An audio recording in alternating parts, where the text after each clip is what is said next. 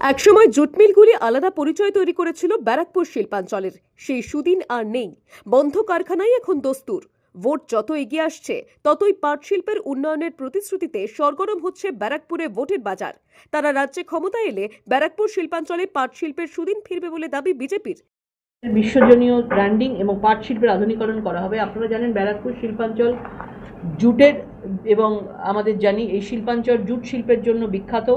আমরা এর একটা হেরিটেজ আছে ব্যারাকপুর শিল্পাঞ্চলের, কিন্তু আজকের ডেটে দাঁড়িয়ে শিল্পাঞ্চলগুলো যেভাবে মুখ থুবড়ে পড়েছে, বিশেষ করে ব্যারাকপুর, আপনারা হুগলি সাইড জানেন, শ্রীরামপুর সাইড জানেন, যেভাবে জুট শিল্প মুখ থুবড়ে পড়েছে এবং নিজেদের মধ্যে ইউনিয়নবাজি এবং তাদের মধ্যে গণ্ডগোল লাগিয়ে ফ্যাক্টরিগুলোকে বন্ধ করে রাখা হচ্ছে।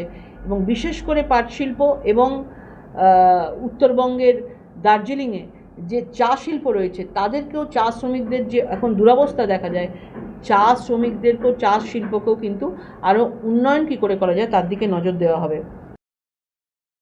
প্রচারে বেরিয়ে নোয়াপাড়ার তৃণাঙ্কুর ভট্টাচার্য দাবি করেন, ভোটের আগে বিজেপি নেতারা আসবে আর চলে যাবে। বাংলার পাট শিল্প নিয়েও অযথা উদ্বেগ প্রকাশ করছেন।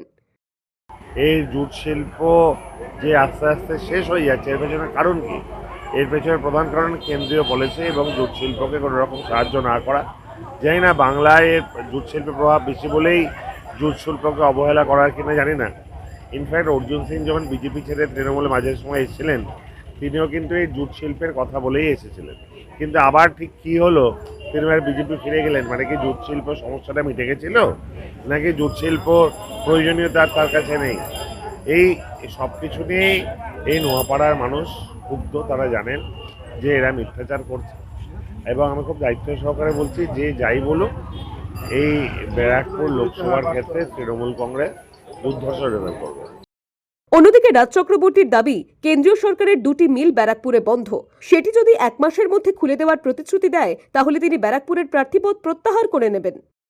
আমি তো বলছি, একদম ঠিক বলছি, এক্ষুনি বলুক যে এমজিএমসি খড়দা, এমজিএমসি টিটাগড়, এই দুটো মিল, জুট মিল তো বেসিক্যালি সেন্ট্রাল গভর্নমেন্টের। এক্ষুনি ওরা নথিপত্র দিক যে এইটা আগামী 1 মাসের মধ্যে খুলে দেবে। আমি বলছি, আমি নিজে উইথড্র করে নেবো, যাও। ওরা লিখে দিক এক্ষুনি যে এমজিএমসি খড়দা, এমজিএমসি টিটাগড়, এই দুটো জুট মিল বেসিক্যালি সেন্ট্রাল গভর্নমেন্টের, যেখানে মেশিনপত্র অব্দি তুলে নিয়ে চলে গেছে।